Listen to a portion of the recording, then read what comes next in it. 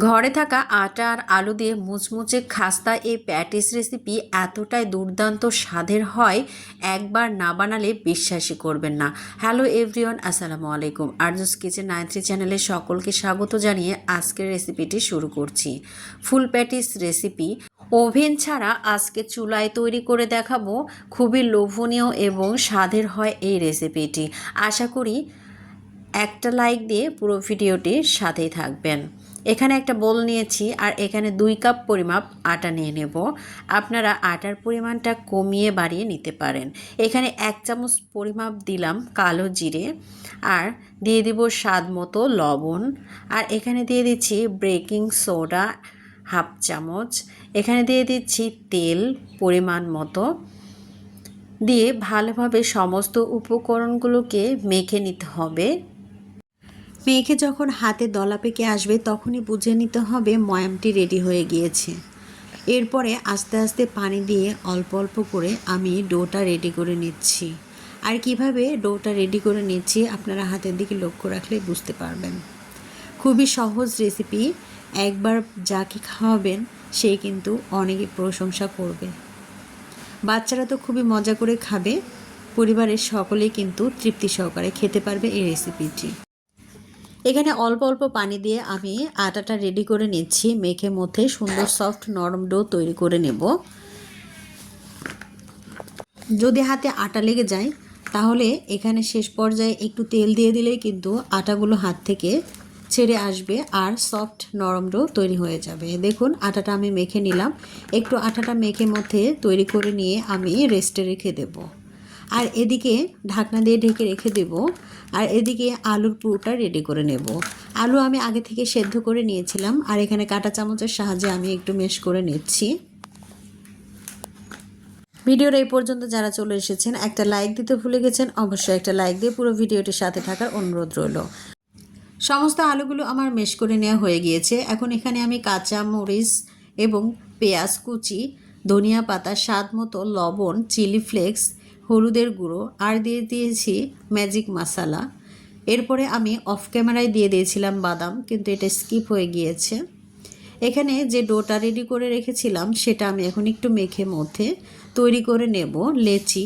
লেচি তৈরি করে নেওয়ার পরে আমি সমস্ত লেচিগুলো একই সমান করে নেব আর রুটি বেলে নেব। নাস্তাগুলো আমি কিভাবে তৈরি করছি একটু মনোযোগ সহকারে দেখলে খুব সুন্দরভাবে বুঝে নিতে পারবেন।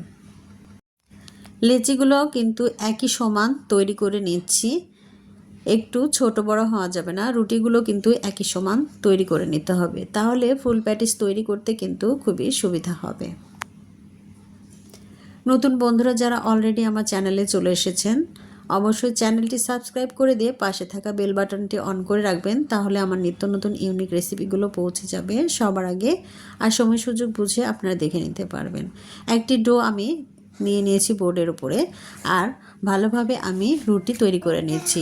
আর সমস্ত ডোগুলোই কিন্তু আমি রুটি তৈরি করে ফিরে আসছি অফ ক্যামেরায়। রুটিগুলো পাতলা পাতলা করে বেলে নিতে হবে। একটু আটা দিয়েছি, দেওয়ার পরে আমি পাতলা পাতলা করে বেলে নিচ্ছি। একই সমান করে রুটিগুলো বেলে নিচ্ছি। আশা করি দেখেই বুঝতে পারছেন আমি কতটা পাতলা করে রুটিটা বেলে নিয়েছি। ঠিক এভাবেই সমস্ত রুটিগুলো অফ ক্যামেরায় বেলে নিয়ে ফিরে আসছি। আর এখন আমি এখানে একটা বাটিতে 2 চামচ পরিমাপ আটা দিয়ে দিয়েছি, আর এখানে তেল দিয়ে একটু মিশ্রণটা তৈরি করে নেব। এই মিশ্রণটা রুটির গায়ে লাগিয়ে প্যাটিসটা তৈরি করতে হবে। ভিডিওটি মনোযোগ সহকারে দেখবেন, স্কিপ করবেন না, তাহলে মূল্যবান জিনিসগুলো মিস করে যাবেন আর নাস্তা রেসিপি কিন্তু পারফেক্টভাবে তৈরি করতে পারবেন না। পারফেক্টলি তৈরি করার জন্য সুন্দরভাবে ভিডিওটি দেখে নিতে হবে। এখানে আমি যে রুটিগুলো তৈরি করে রেখেছিলাম এক এক করে আমি বোর্ডের উপরে রুটিগুলো রাখছি, আর যে মিশ্রণটা তৈরি করলাম তেল আর আটা দিয়ে সেটা আমি এর উপরে দিয়ে দিচ্ছি। ঠিক এভাবে নাস্তাগুলো তৈরি করে নিতে হবে। তেল আর আটার মিশ্রণটা রুটির ওপরে দিয়ে হাত দিয়ে একটু মিশিয়ে নিতে হবে। এরপরে আমি আবারও উপরে আটা ছিটিয়ে দেব। দেওয়ার পরে আরও একটা রুটি এর উপরে দিয়ে দিচ্ছি। ঠিক এভাবে পরপর রুটিগুলো আমি এভাবেই মিশ্রণটি দিয়ে দিয়ে তৈরি করে নিচ্ছি। এখানে পরপর রুটিগুলো দিয়ে দিচ্ছি। ৬-৭টার মতো রুটি আমার এখানে তৈরি হয়েছে। আর এই সমস্ত রুটিগুলো আমি ঠিক একই প্রসেসে তৈরি করে নিচ্ছি। এর উপরে আটার যে মিশ্রণটা তৈরি করেছিলাম সেটা দিয়ে একটু মিশিয়ে নেব। এরপরে আটা ছিটিয়ে দেব উপরে। এরপরে রুটিটা আবারও দিয়ে দেব। ঠিক এভাবেই ৬-৭টা রুটি আমি এভাবেই দিয়ে আমি একটু বেলে নেব। পরপর রুটিগুলো সাজিয়ে নেওয়া হয়ে গিয়েছে। এখন একটু বেলে নিচ্ছি। আর বেলে নেওয়ার পরে আমি 4 কোণা করে একটা নাইফের সাহায্যে কেটে নিচ্ছি। আর কেটে নিয়ে নাস্তাগুলো তৈরি করে নিচ্ছি। একটু হাতের দিকে লক্ষ্য রাখলেই বুঝতে পারবেন নাস্তাগুলো আমি কিভাবে তৈরি করে নিচ্ছি। একদমই বেশি চেপে বেলে নেওয়ার প্রয়োজন নেই, হালকা একটু চেপে বেলে নিলেই হবে। এখন আমি 4 সাইডে নাইফের সাহায্যে কেটে নিচ্ছি 4 কোণা করে। ঠিক এভাবেই আমি 4 কোণা করে কেটে নিচ্ছি। আর দেখতে কিন্তু ভালো লাগবে নাস্তাগুলো। প্যাটিস তৈরি কিন্তু খুবই সহজ। অনেকেই কিন্তু জানেন না এই প্যাটিস রেসিপি কিভাবে তৈরি করতে হয়। খুবই সহজেই কিন্তু কম উপকরণে ঘরোয়া উপায়ে কিন্তু এই রেসিপিটি তৈরি করা যায়। বাচ্চা থেকে বড় সকলে কিন্তু তৃপ্তি সহকারে খেতে পারে এই রেসিপিটি। এতটাই সুস্বাদু হয়। ওভেন ছাড়াও কিন্তু এই প্যাটিস রেসিপিটি তৈরি করা যায় চুলাতেও।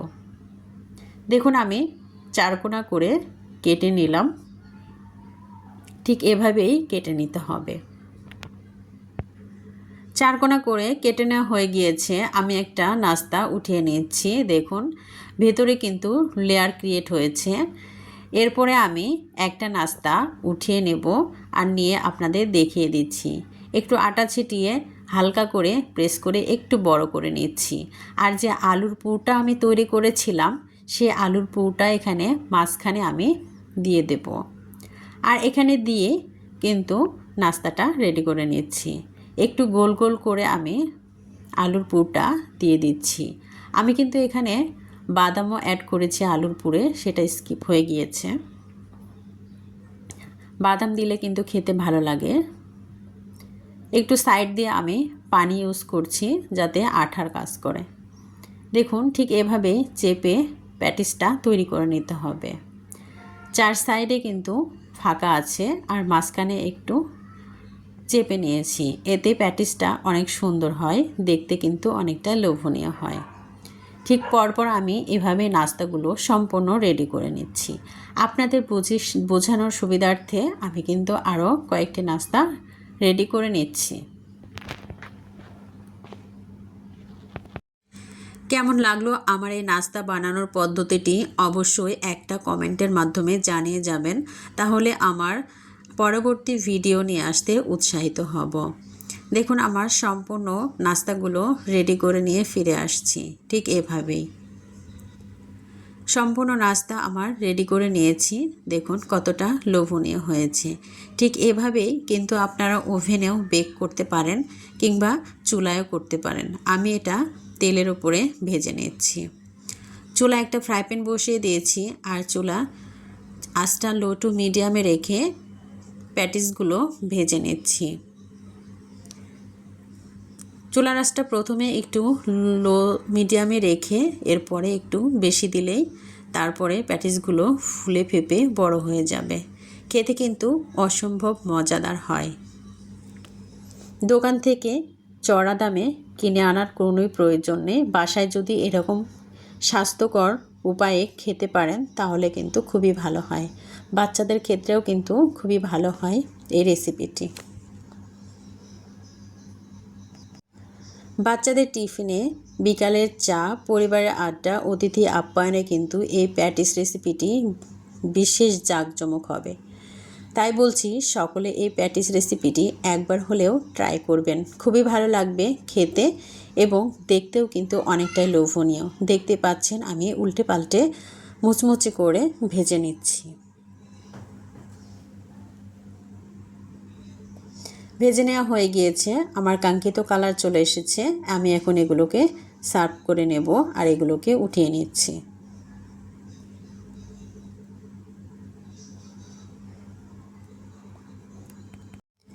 প্যাটিসগুলো আমি 2 ব্যাচে ভেজে নেব। অফ ক্যামেরায় কিন্তু আমি আরও অনেক নাস্তা তৈরি করে নিয়েছিলাম।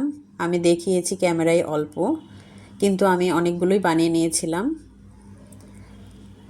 আবারও দ্বিতীয় ব্যাচ ভেজে নিচ্ছি। ঠিক এভাবেই আমি ভেজে নিয়ে ফিরে আসছি। দেখুন কতটা লোভনীয় হয়েছে এই প্যাটিস রেসিপি।